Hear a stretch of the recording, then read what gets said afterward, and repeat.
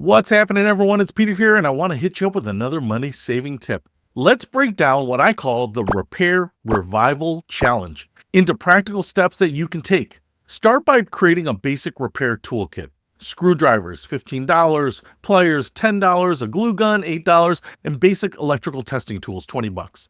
This $53 investment could save you hundreds in replacement costs. And if you go on Amazon, there are already some pre-made kits that have a lot of the tools that most households need. Now, here's a concrete example. Say your coffee maker stops working. A new one costs $200. Before replacing it, spend 15 minutes diagnosing the problem online. Often, it's something simple like a clogged tube or a blown fuse. A replacement fuse might cost $5, and the repair might take 30 minutes following a YouTube tutorial. That's $195 savings on just one item. Apply this to other common household items like a vacuum cleaner belt replacement, $8 versus a new vacuum cleaner. A smartphone screen repair kit, $40 versus $200. Or a laptop battery swap, which could easily be $30 or $40 versus $800 for a new laptop. Even if only half of your repair attempts actually work out, the savings can be substantial. So hopefully, saving a few of the things that you might otherwise throw away might save you a lot of money. Hopefully that helps. I'll see you later.